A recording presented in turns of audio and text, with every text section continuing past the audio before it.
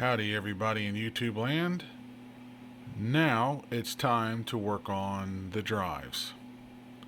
So I don't know if I want to make, a video on just the floppy drive or just the CD-ROM drive or just the hard drive or anything like that. That doesn't make sense to me. So I think what we're going to do is we're just going to lump this all in one video. So this is part, 4, 5, somewhere in the series, but it's quickly coming to a close. Well, it'll be fully complete when I get the tuner module in, because it's going to need a serious capacitor replacement service too, I'm pretty sure, if it hasn't been completely destroyed.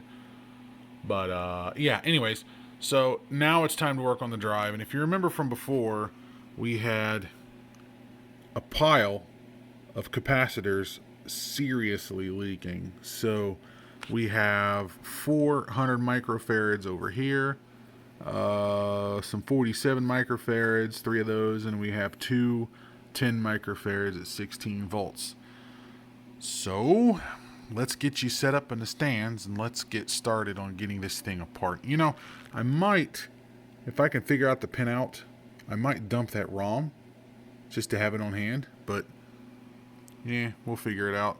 But for now, let's get you set up in the stands and we'll hopefully get this thing dumped and fixed and working again. But it's a nice drive. It really is. It's voice coil actuated Sony mechanism.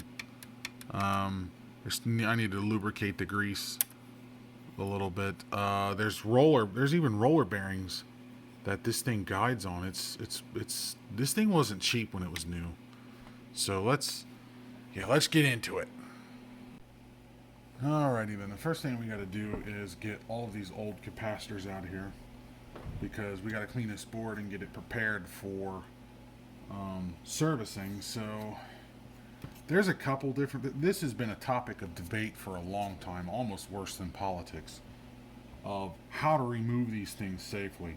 And there's a couple methods I use, but judging how bad these pads are, I want to err on the side of caution and do this a different way. So I'm going to try it this way.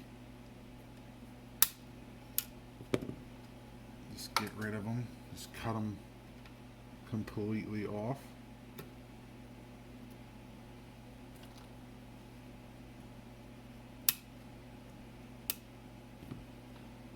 There. That's the safest way to get them off. I mean, there's another way you can do it too, is you can grab a pair of pliers and do this whole twisting action thing, but then you're putting, yeah. Anyways, so I just go clip and off it comes. As simple as that. Oh man, these things smell bad.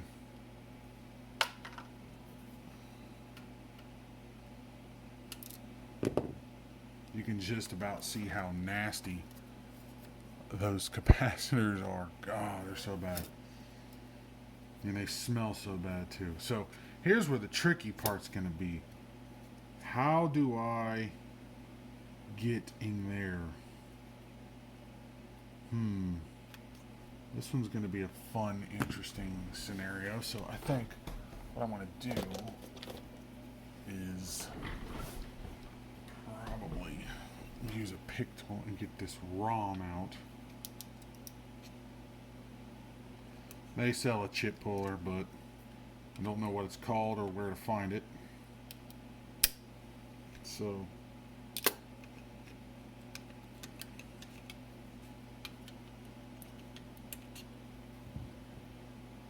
alrighty then.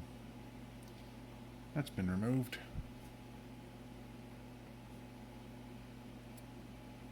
Doesn't really make anything easier though to get to. So man, this is so nasty. I'm gonna have to get, you know what I'm gonna have to do? Oh,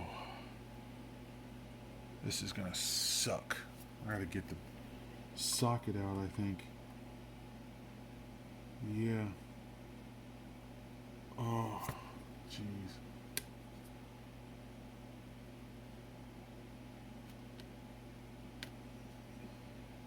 Yeah, that's not what I had in mind. I pulled up on it too hard and it didn't take the pad with it, but The one on the other side.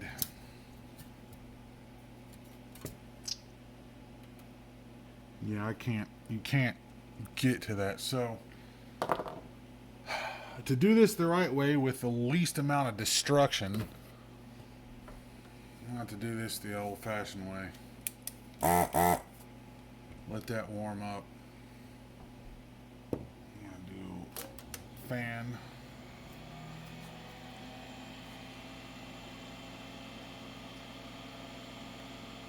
Where I need to get this off, so... Okay, well, we're going to be right back while we remove that.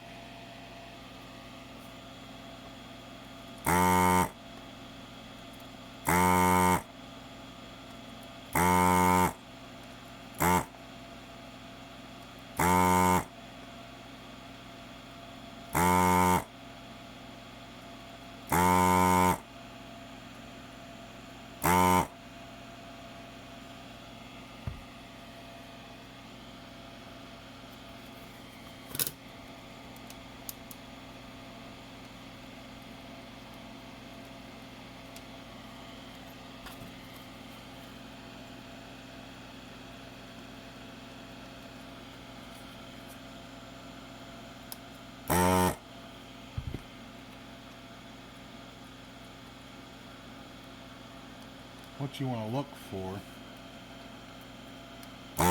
is connections that didn't grab. There's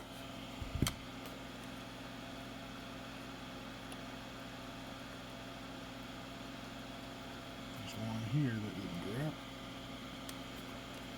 Alright.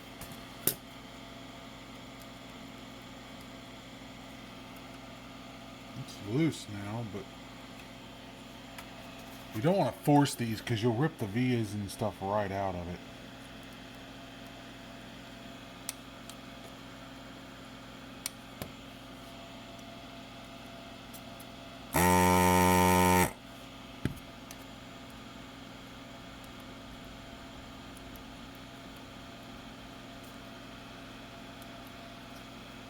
Boom, just like that. So that exposes this last capacitor, so I can turn that off now. I don't need that anymore. Set it off to the side behind the camera, because this desk is the most atrocious. Yeah, anyways, so I wonder if I need to remove these too. Yeah, I do. Dang it. At least if I want to do this right, and I do want to do this right. So let's remove that.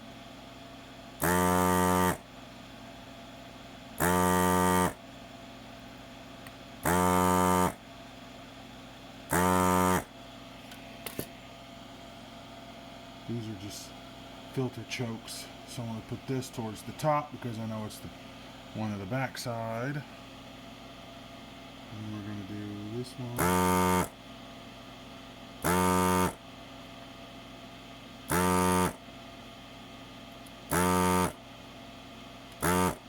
This tool makes life so much easier.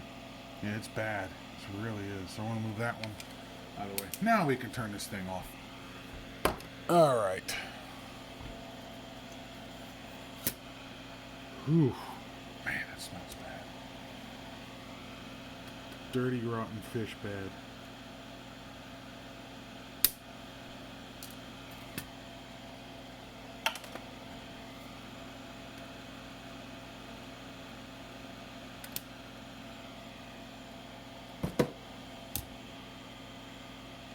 And these are just Heiko branded.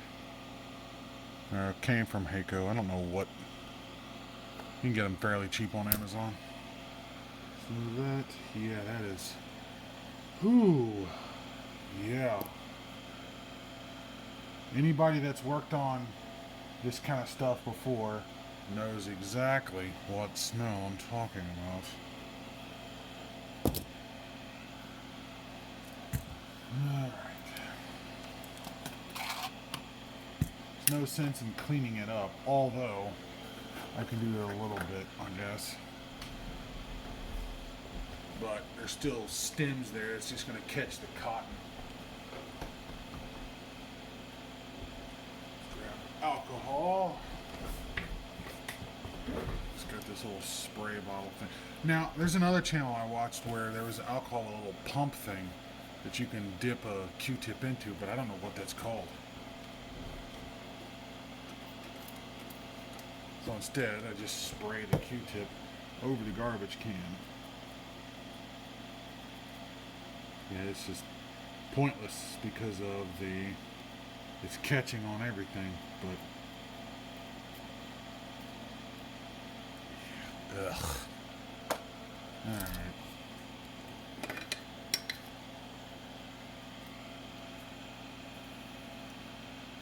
Oh, yeah, that smells bad.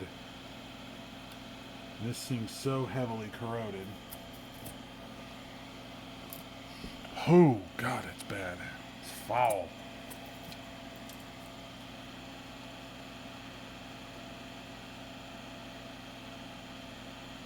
This one's so corroded, it does not want to melt.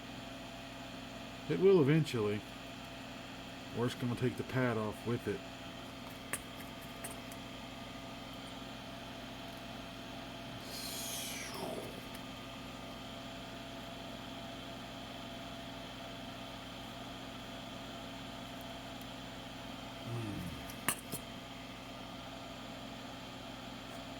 Yeah, you've never really seen me recap on camera before, so I figured I'd do it this way, just to kind of show how I do things. And as I've noticed, everybody's a critic, so I'm sure somebody's going to say something about it. Come on. Gotta burn through it. There we go. Gotta burn through all that corrosion.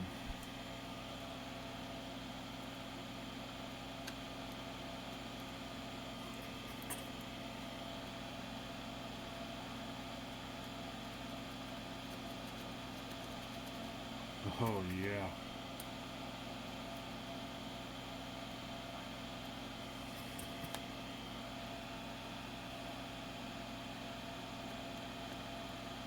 Don't know if a mask is going to save you here unless it's a hazmat suit. This is awful. So the other thing I like to do is I like to clean these up with desoldering braid, and I usually add a little bit of fresh solder in while doing so, because this stuff can get extraordinarily bad.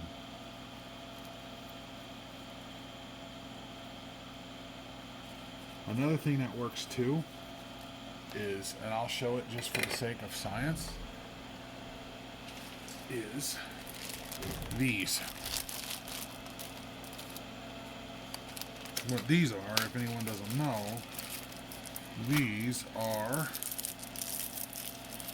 scratch pins. It's like a fiberglass pin. So what you can do is you can go in here and just go to town on it. You can do it that way as well.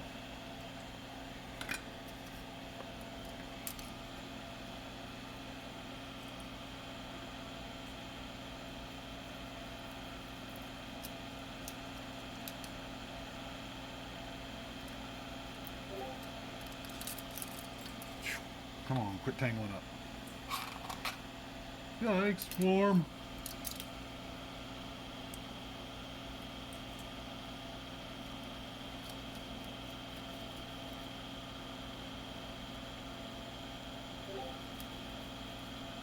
Yeah, I'm using the wiping motion of the braid to try to clean up the crust off all the solder joints. That's what I'm trying to do here. Alright. Now, it's a matter of cleaning up all the garbage. Alright.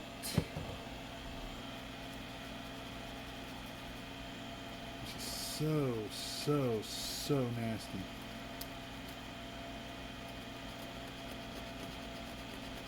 Wow, it's bad. Gotta be careful with these because you don't want the copper, or not the copper, the cotton snagging the pads on you.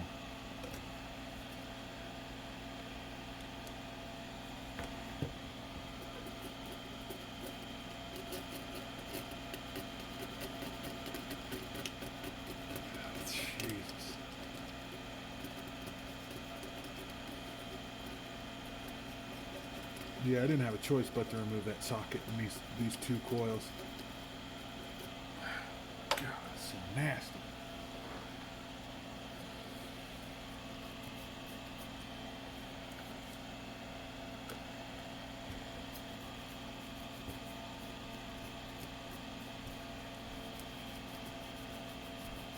There we go. That's better. Oh, yeah, that's a lot better than what we had before. So now what I want to do is I'm going to take this fiberglass pen, just kind of go at it a little bit here.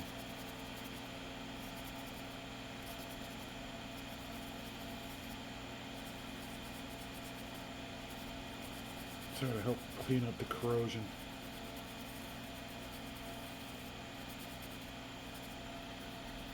Alright, not perfect.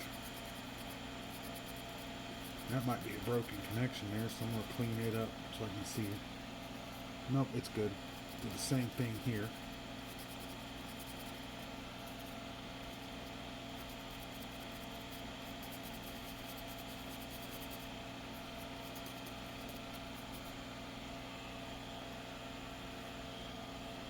It's already getting nasty. That was a brand new pen too.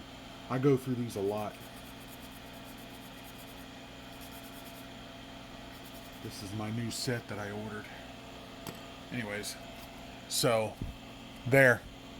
It looks a lot better than what it was. I went through here and tried to get, connection checking, stuff like that. Yeah, that looks a lot better. It's a lot cleaner. So we're going to do that to the rest of these, and then we'll be back when we're ready to put the new capacitors on. Alright, the next thing I want to do is I got these capacitors off and got it cleaned up as best as I possibly could, even though it's not perfect. Let's see, the pads are already wanting to come off. So I just got to be careful. Anyways, what I want to do though is I want to check and make sure that these are connected, because some of these pads were just very, very dodgy looking. So, let's see. Good.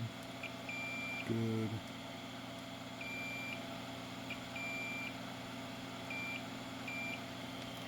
Let's go through the board. Where does it go through the board? Okay, so it goes to this resistor. It's good.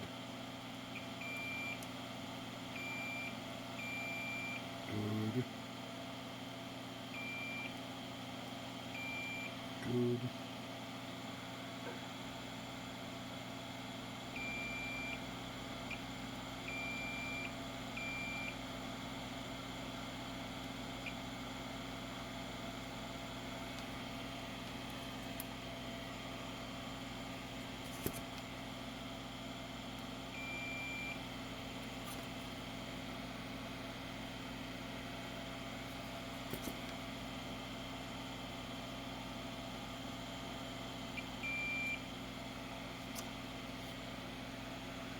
Where else does that go?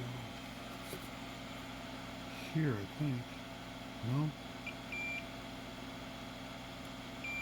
It goes there.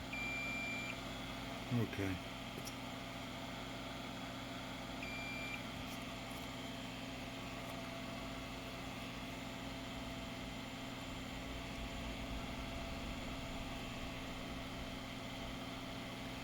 Alright, I think we're good there. Okie dokie, so I got it all cleaned up as best as I could, so we are ready to start putting capacitors back on this board. So, let's see, what do we need? We need a 100 microfarad, we need at least 4 of those.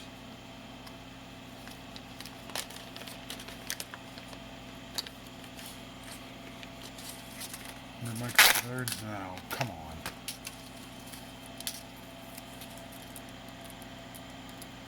I need to order some more of these. I'm getting low. Oh, alright. Put that in there. I should have ordered a bunch of these because I go through so many of them. The 100's not as much as I do the 47s, but every once in a while I'll get, See, these are 10. So imagine that. I got 10s and 47s already out. But I want to check these. These are 100s at 35. Are this what these are? What are these? 100s at 25. So I got both. What are these? 33 at 25. No. What are these? These are 100s at 20. I got some extras. These are just different sizes. So, yeah, I'm good. I got some. I'll just throw these back in here. Yeah, we're good there. I need a better box to organize these. I need those little organizer drawers, but those things are stupid expensive. So everything's just piled in a box. Unfortunately. Alright, so I need 2 of these. Matter of fact, I might as well just go ahead and solder these guys on. I'm going to drop one here. I'm going to drop the other there. So that is out of the way.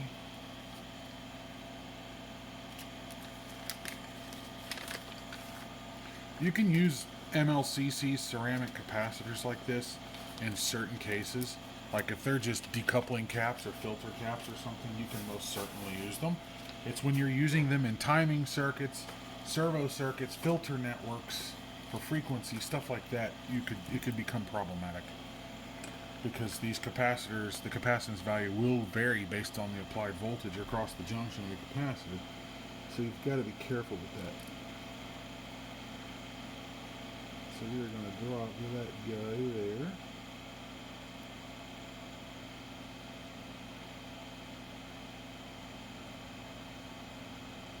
That one's in place.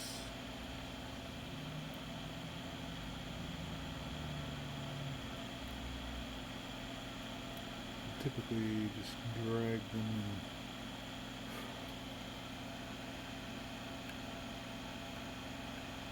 still not want to take solder.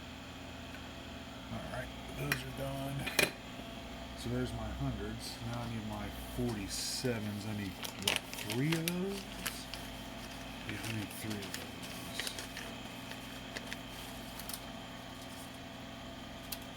These are small.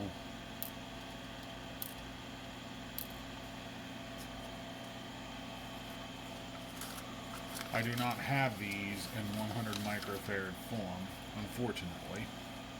All I have are those. So, I just have to make do with what I have.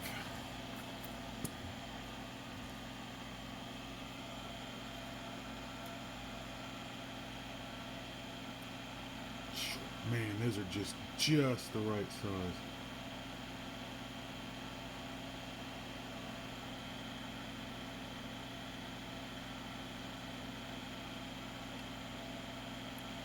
Solder into the areas I want them to be.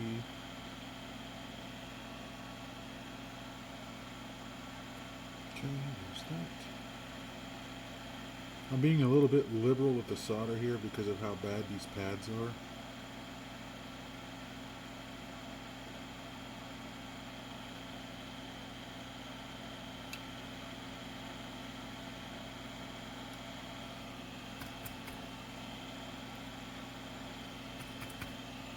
Still smells horrible too. And I did clean it twice, matter of fact.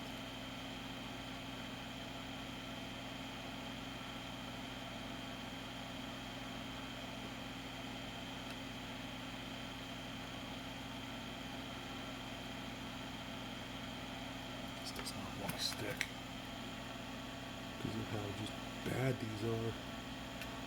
Even taking a fiberglass pin to it, stuff's just bad.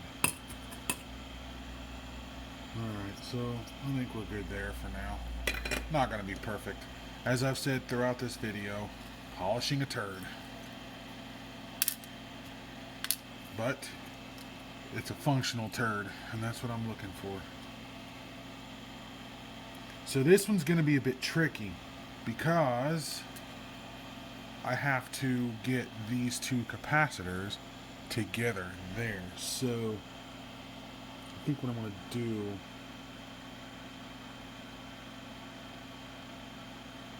I'm going to solder that first.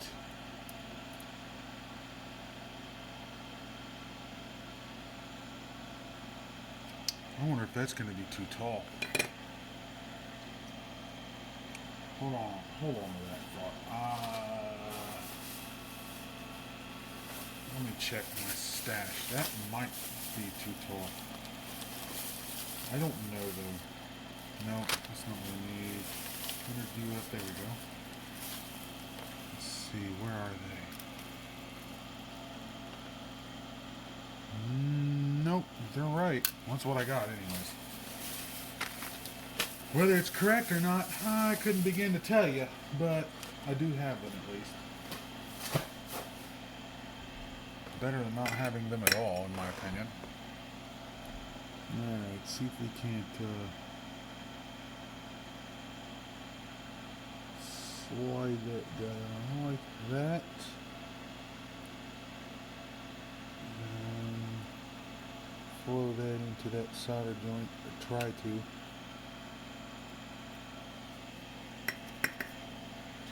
So that's in there. So what I'm going to do now, because of how tight this spot is, I'm going to pull this capacitor back to where I'm going to line it up, but I'm going to still expose the pad here. So I'm going to flow a little bit of solder on the pad and just bring the capacitor into its proper position. Try to anyways. Well, it's not wanting to because there's a divot in the pad. Not wanting to because of a divot. There we go. There. That's in there now. A little crooked, but it is what it is. Alright. Time to get this installed.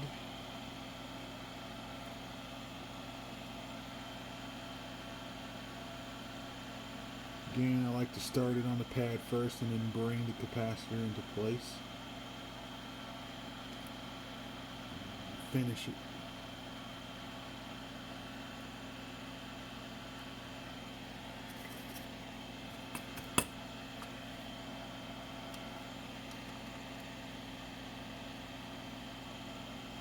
Making sure to get the polarity right along the way, of course. Because that would be nothing worse than that, you know. Bring it up. And solder the end. Let it flow into the pin. There. All done. Now it's just a matter of getting it put together. Which is installing these first. That's the bottom one.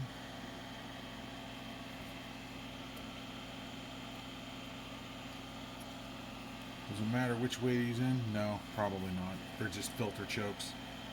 They filter the incoming power.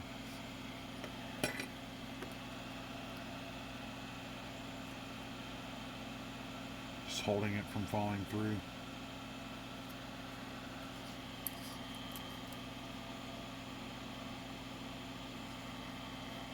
Come on. There we go. Centered in. Tacked in place. So solder that in place.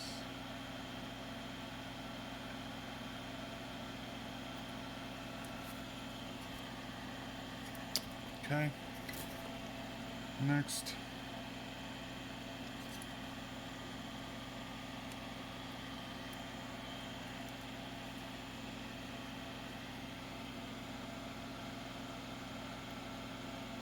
Getting it lined up is fun.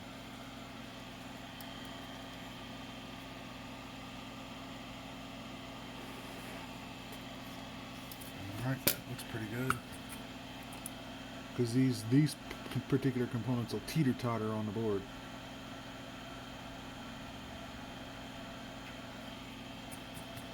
Alright, that's installed. Next, we got to put the chip socket back in. Looks like they had provisioning for termination at one point. They just didn't use it. Of course, it would help to put the chip socket in, you know, the correct way.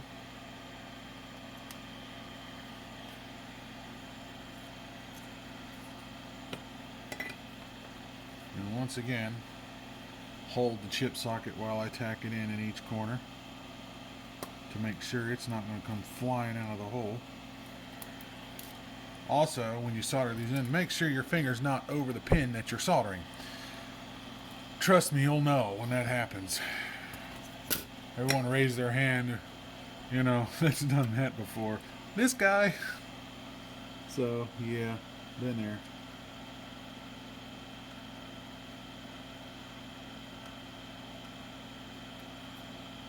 So we're just going to solder this guy all back in place.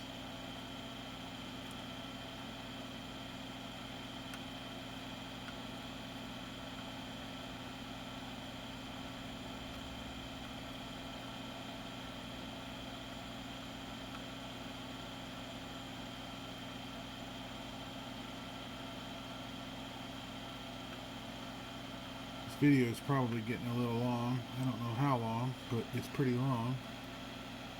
So I'm sure I might have to segment this off into its own video, which I think I did a video on one of these before, but not there to check. I forgot to check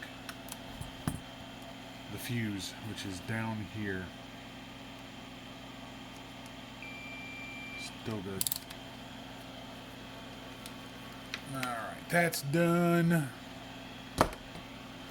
Okay, so the only thing left now, see, Samuel LC371100R. Let's take a look and figure out what that is.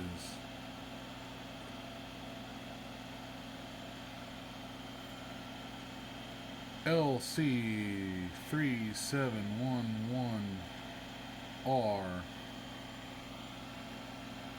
Nope, wrong one. 00R. Datasheet and applicatory notes. Sure. Let's see.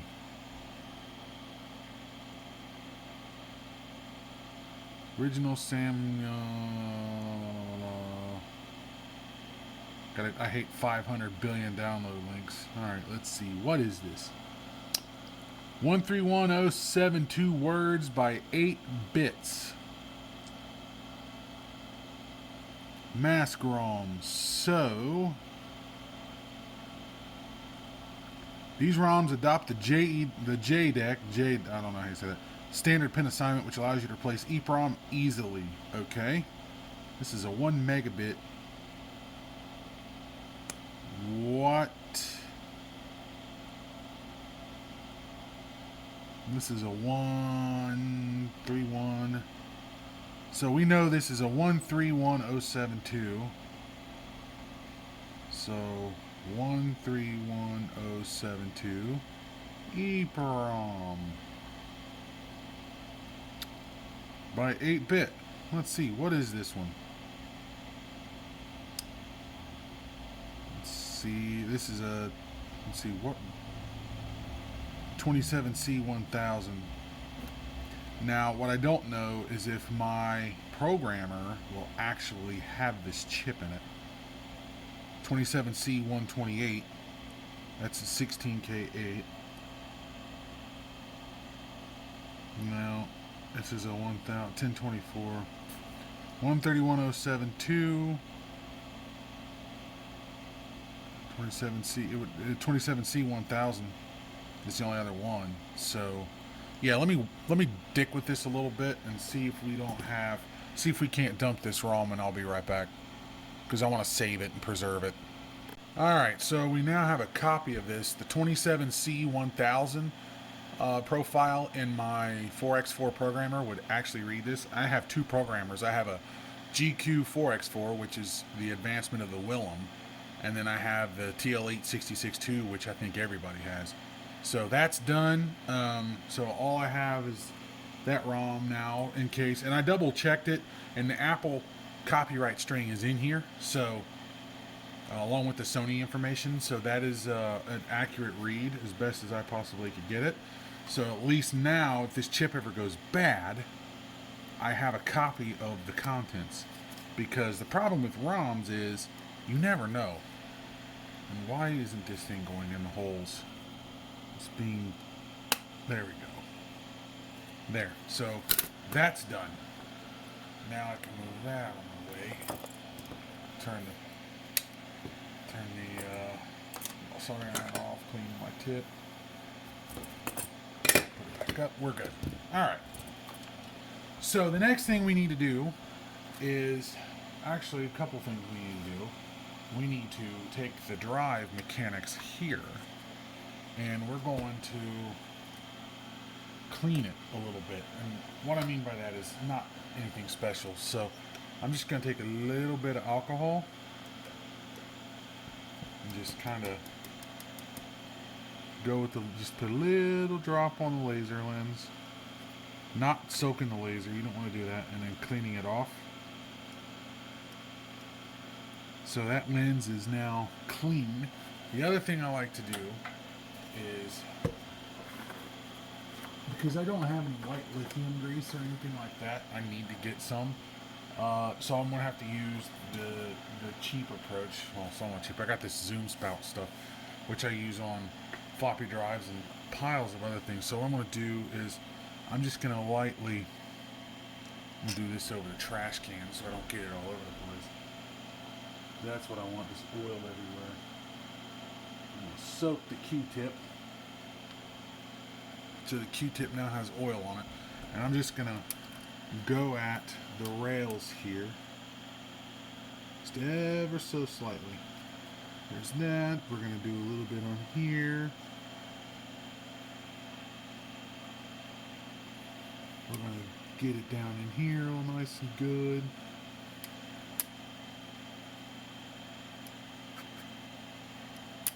And we'll get it in there. Maybe a little here. Just a little bit. Just a little goes a long way when it comes to this kind of stuff. Put some here on this roller. Down in here. Little goes a long way.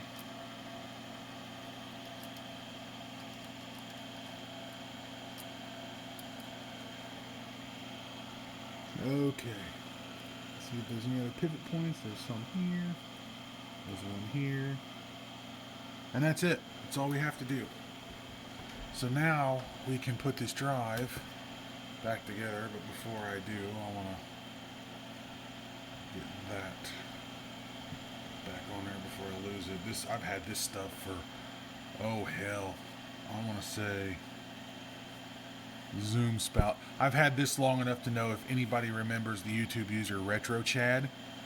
That's where I got this information from, when he was still active on YouTube, and that's been a long time ago. I was still in my 20s the last time he was on the YouTube channel. Anyways, I haven't heard from him in a while. I'm curious how he's doing. Let's see. What I do now is get this thing put together. So this is the tricky part, which I'm going to move the camera up so we can kind of see what we're doing here.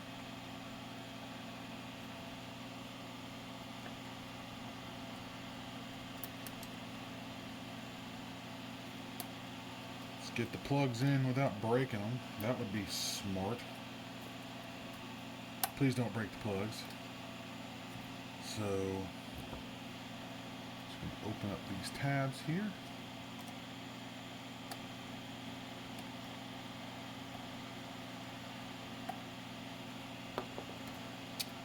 And now what we're going to do is I'm going to evaluate this for a second, because I think we're just going to carefully maneuver these into the plugs, like so.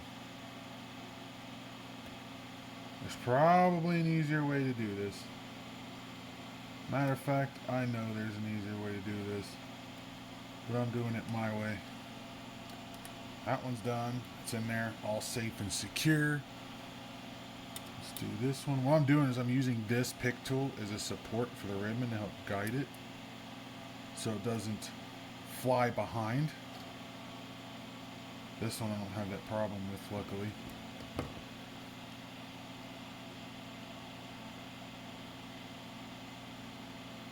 Being super careful with it. Now we're going to close this. Actually, it popped out on me, so let's try that again. Last thing I want is a malfunction. That down there goes to the spindle and sled servos. And then this one up here goes to the laser assembly.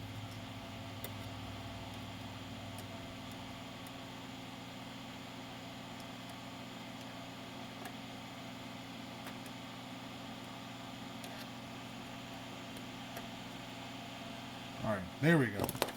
That's much better. So now we can start getting this thing back together. So I suppose what I want to do now is I want to test this drive and see if it will actually detect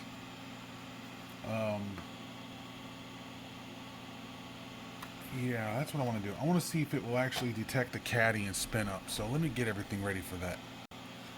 Alright, so first off I need this. This is one of those drive, cheap Chinese hard drive adapter chinguses. And these things are notorious for the switches going bad on every single brand I've ever bought in the past. Alright, so there we go. I should have did that before I plugged the power in, but you know what? We can live dangerously. Let's get that out of the way. I don't need metal shorting out the whole show here.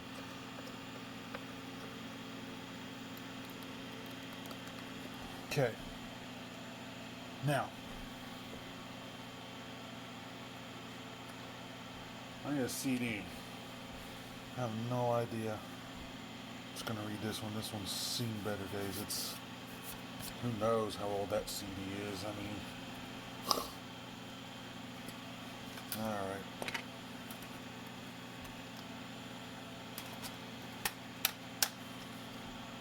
See if we can't get this in the frame here. It's got a big scratch on the CD, so if it reads it, we know we're good. So let's lift this up so we can kind of see what's going on in here.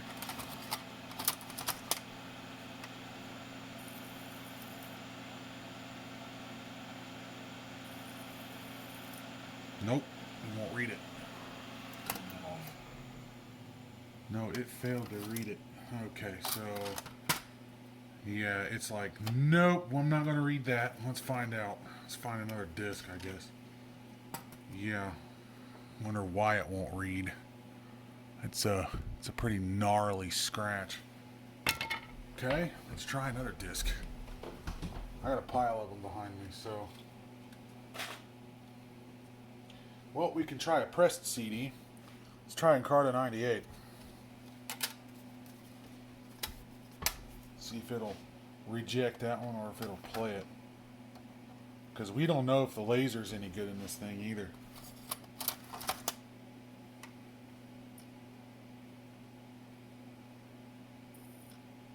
Nope. This thing's got a bad laser. I'm not surprised. Oh, that's a shame. It has a defective laser. I can tell by how it's acting. So, the other way it can be is this thing not moving. That's entirely possible.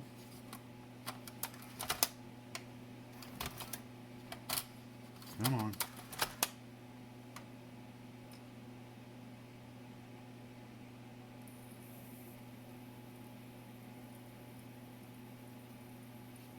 Picked it up at that point.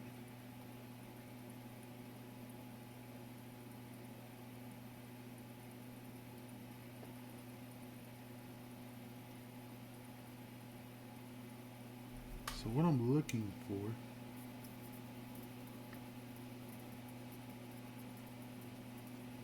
It's how this thing is acting.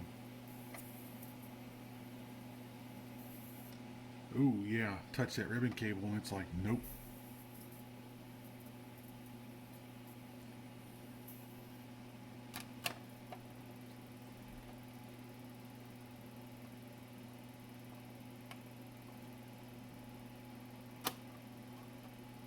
That's fun. Doesn't have an eject button. So, because drive was modified to be an internal drive, Apple decided to take it upon themselves to remove the eject button. So, that's interesting. I wonder if it'll let me, this is a really bad idea.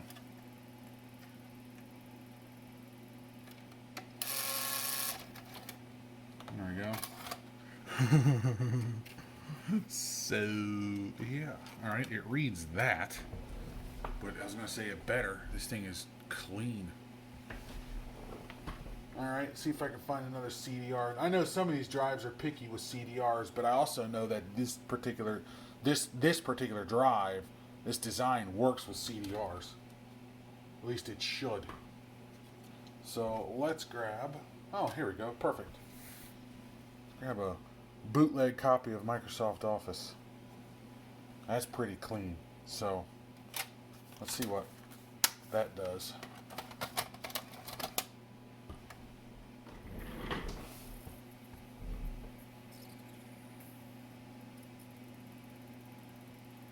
Picked it up.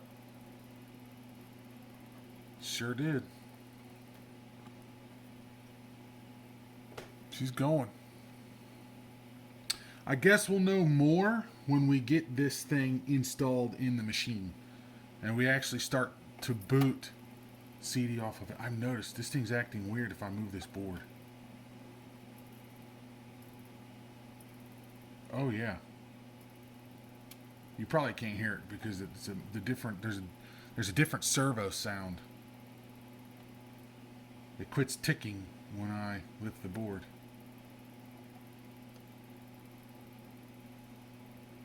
Yeah, could be because I'm running it unshielded, so it's really hard to tell. So we're gonna go ahead and just end the CD-ROM series here, and we'll get it put back together and test it. And then right now we're just gonna move to the floppy drive and all that fun stuff. So,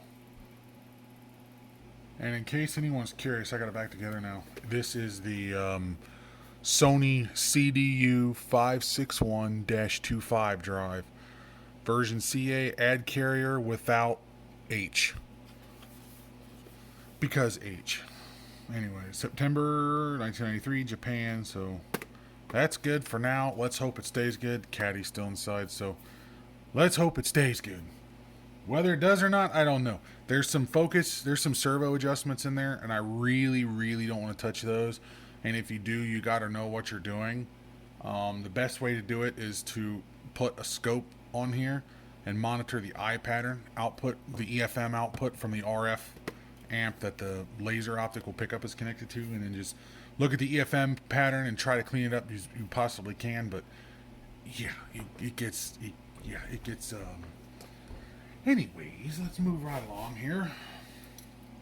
Next thing we're going to do is the floppy drive. This is pretty standard. I mean, I'm sure there's thousands of videos out on this thing already on various more popular channels than mine. But I'm just going to go in here and we're going to clean this guy up. And the way that we're going to do this, let's see, what's the best way to go about this? We're going to force this guy back. We are going to carefully not let this snap back because that would be bad. So we're going to remove that and slowly bring the head down. Now we should be able to undo these springs.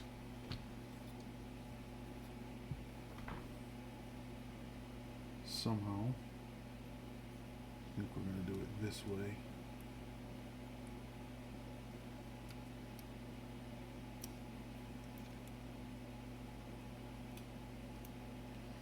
Hopefully without you know, launching them halfway across the room because that would be a bad thing. Yeah, I ended up stretching the spring. That was stupid. So that's not going to work. We're going to have to do this a different way. I'm going to hold the spring from... There we go. That one's done. I'm going to take this one and hold it from flying across the room, and we're going to remove it. Yep, there we go. Spring's still in there. So once the two springs are loose, you should be able to slide this all the way back and lift it off. At least, oh, this thing's frozen solid.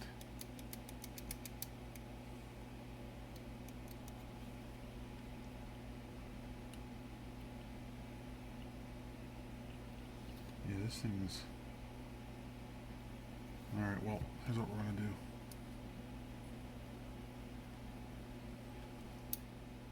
Should be able to, most of the time. Yeah, this thing is so frozen. Yeah, I mean, that's what happens to these. These things get frozen.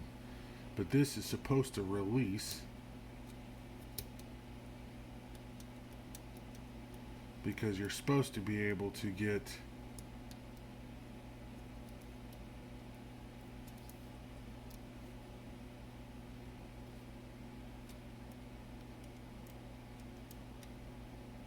yeah, we got to release this mechanism. And the way we're going to do that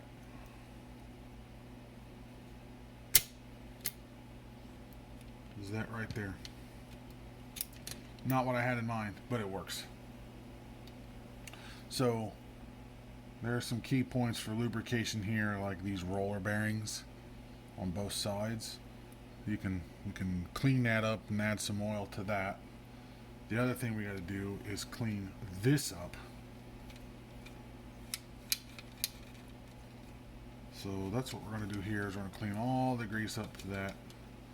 And let's try to do this without destroying these washers.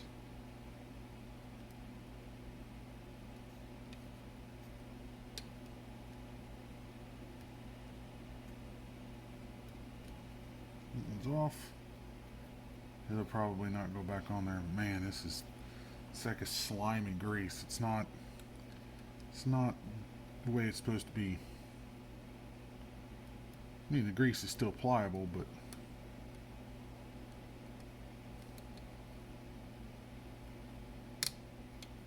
that one's out.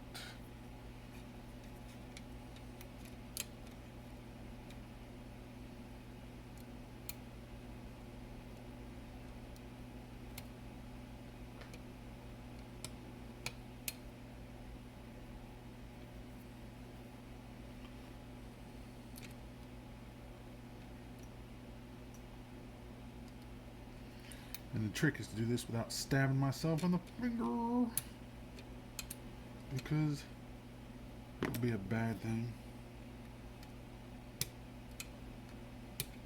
There we go.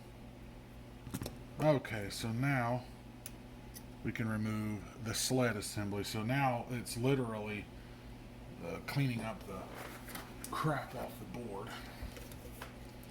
Or not the board, but the mechanics parts. Clean up all this grease. Nasty, hard, crappy grease. With the alcohol. It's just white lithium grease. And again, I don't have any on hand. Man, this thing's been used a lot.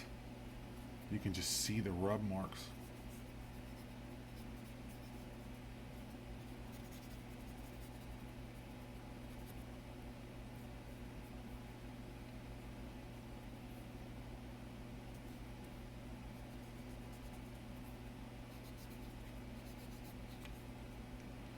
Isn't this fun to watch? Let's grab a few of these. I need to get some more Q-tips.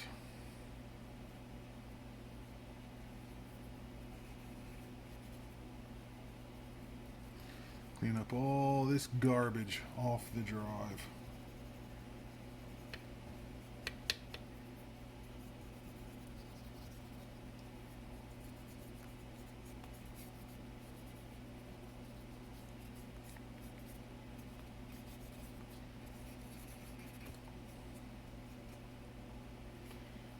nasty. Alright, so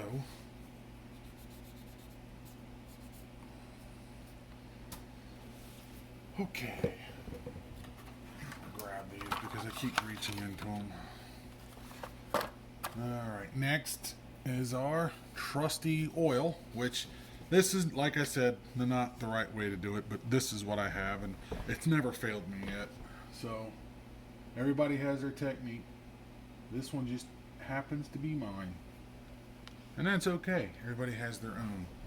So, we're going to lightly rush that in there, a little bit there, some back here.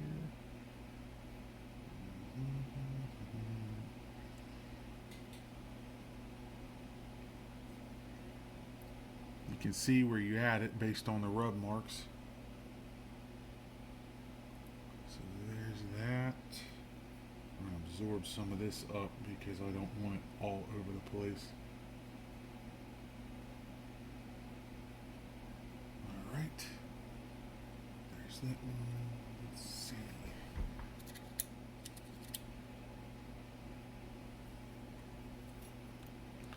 Take that, get rid of that now. Now I gotta clean the carriage assembly of all its old grease, which is here. This is nasty. The problem with grease is not only does it get hard, it attracts a lot of dust and dirt and other nastiness, and then it causes things to go gummy over time. And anybody that's worked on these Macs before know exactly that you have to go through this procedure. There's no way of avoiding it.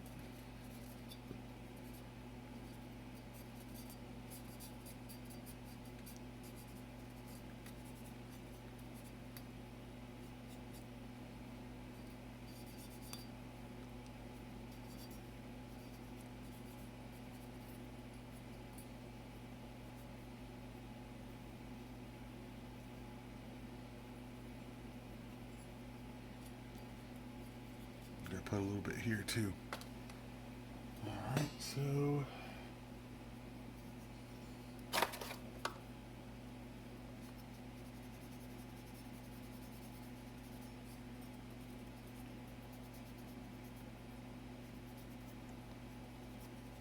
now I'm just being overzealous. Alright, that's done. This is going to turn out to be a hour-long video or something. I have a funny feeling. Alright, so that is that. So now it's a matter of getting a little bit of oil on the sled mechanism, aka the worm drive gear.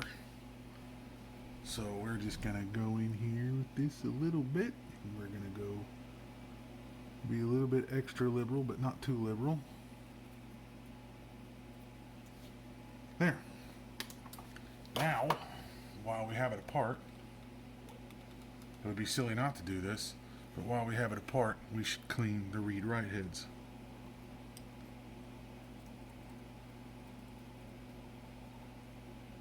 And what I do is I put the Q-tip between the two heads and just kind of hold them together and work it back and forth without trying to rip the heads off. And you'll see, yeah, there's dirt coming off of it. Not much, but there is. It'll work a lot better. The other thing too is these heads can get magnetized, and it may not read your discs properly, and it'll damage your discs when you stick them in there. All you got to do is put your crap disc in there and run a format. Once you do a format, it's gonna the erase procedure will demagnetize these heads on their own, and then they'll be able to read discs again. Tip of the day. Just keep that in mind.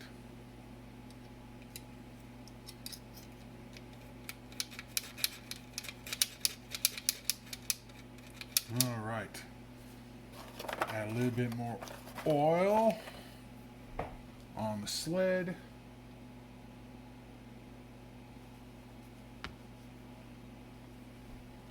So just a little dab. You know, a little goes a long way.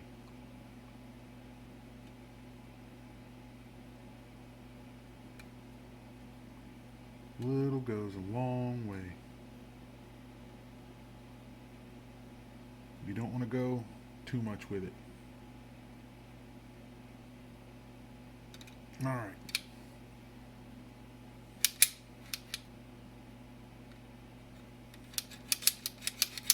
Perfect. So now it's time to put these guys back in. Somehow.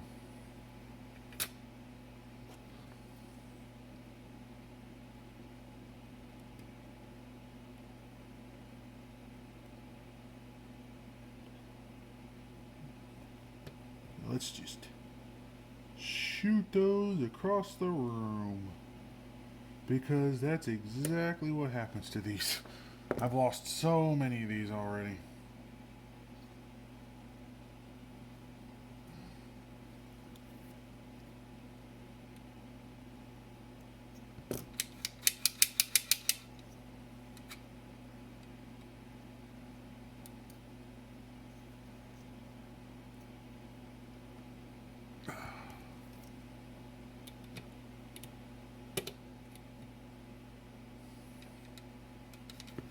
I can actually get them in with my finger, but it's not common.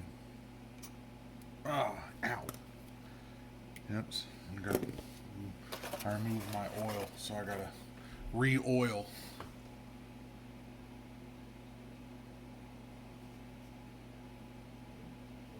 All right, let's get a little bit of oil back on it. Whoop, too much.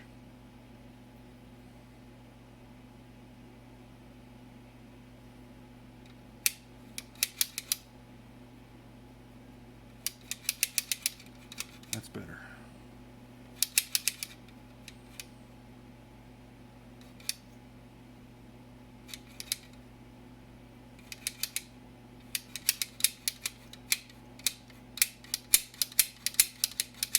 Good enough.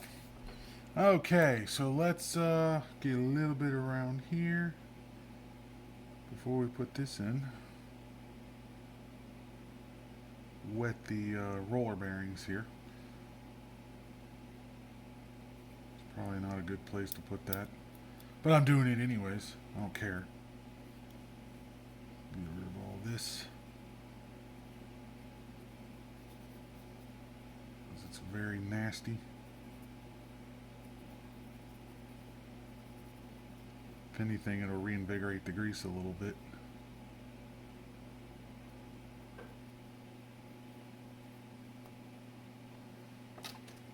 All right. Let's get you back in your zones.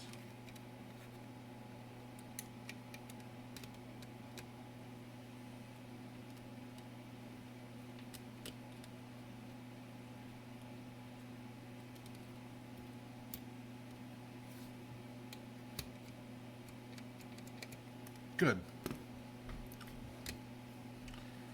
Now I should be able to get this in a lot easier. Yep, that's back in there.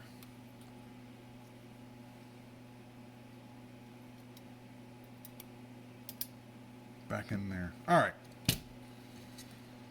That is all in place. So now I just need to get, let's see, that back in there. There we go.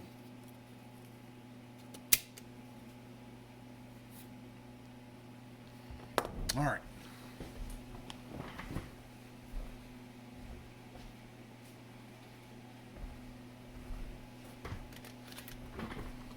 Time to check it.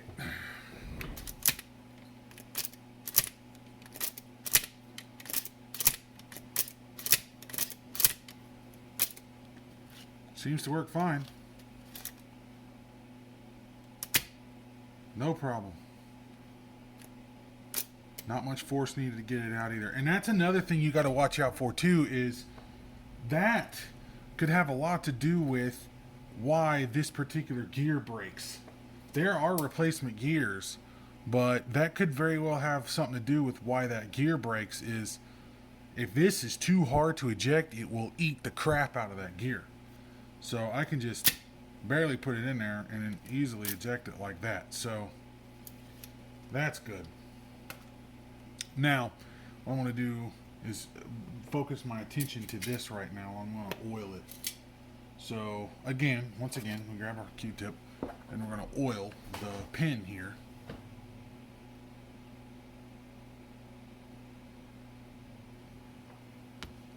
We're going to oil the pin. Actually, I'm going to oil the motor first, get it down in there. Get a little there. We're going to oil the pin. Get a little bit of oil. Try to reinvigorate some of this grease. So, I think what I want to do now, get a little oil in there and around town.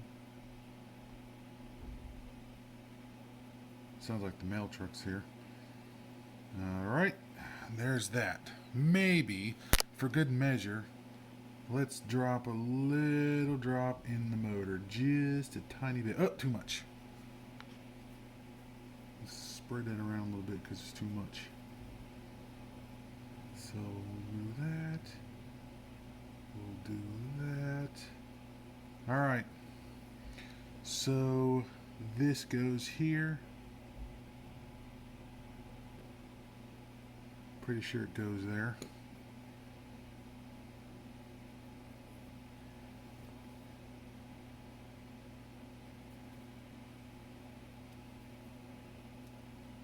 I'm going to add a little bit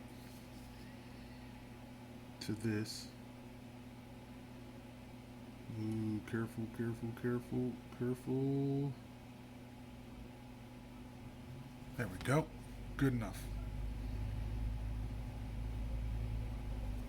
So that should help solve the problems. Alright, we're good there. Now we have to add this guy in place. And we're going to do the same thing here. A little bit of oil. Alright, probably overkill, but this gear's probably going to shatter anyways, so I don't really care at this point.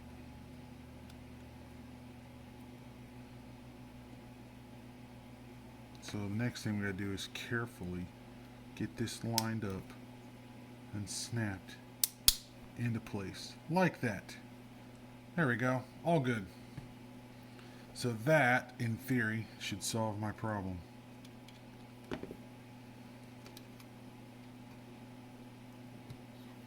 And now we can install the motor, which are just these two screws here. Little Sonnet Technologies for the win.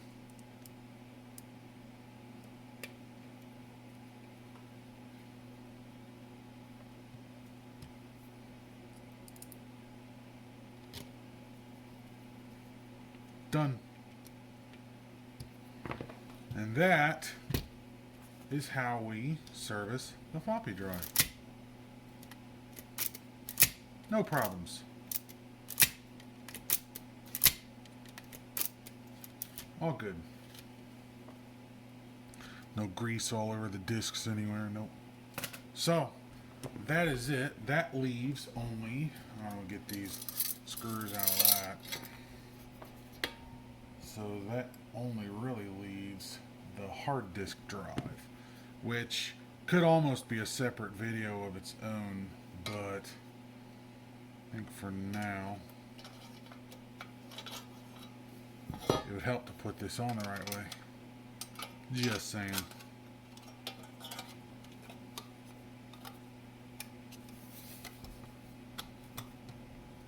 Alright. So we have these 4 screws. I'm pretty sure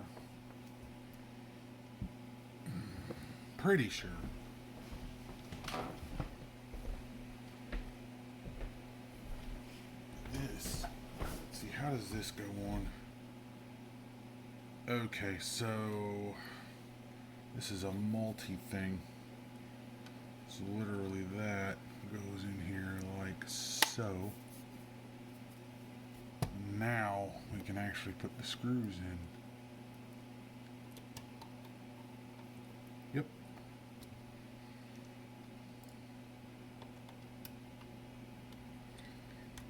going for broke, hoping this floppy drive works right away.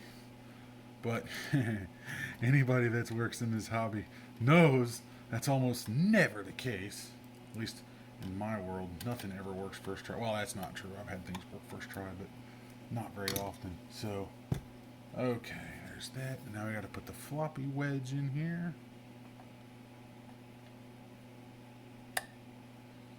Got to watch out for these too, because these can slide back on you and jab you in the finger. I've had it happen before. It's been about 20 years, but you know, good enough. Done. So we can set that off to the side, and now we can focus our attention on the hard disk drive. More specifically, this is a 160 meg, and I bet anything that the rubber in this thing has gone to mush. So really, I don't really care a whole lot about this drive, but I do want to see, you know, this is an extremely bad idea, because the last thing we need to do is get dirt all over the inside of this drive. So I don't recommend you do this if there's data on this drive you absolutely have to have, because that would be absolutely dumb. So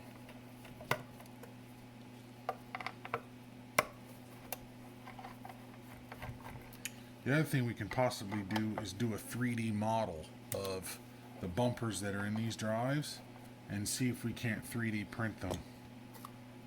Alright, here we go.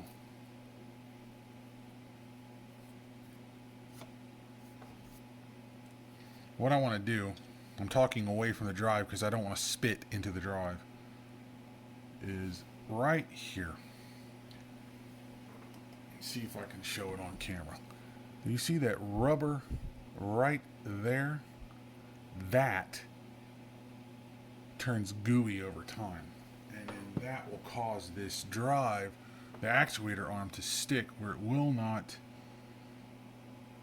you know, actuate. The other thing is with these two is looking underneath the drive. Is there a bumper under the drive? I don't see one, but it's very hard to tell. So what I want to do is I want to grab this tool and I want to pick at this rubber. Yep, it's extremely gooey. So now, if you look at it, see, I just put a dent. Let's see. See that dent I just put in there? Yeah, that's the problem with it. That's what happens to these. So what we have to do to fix this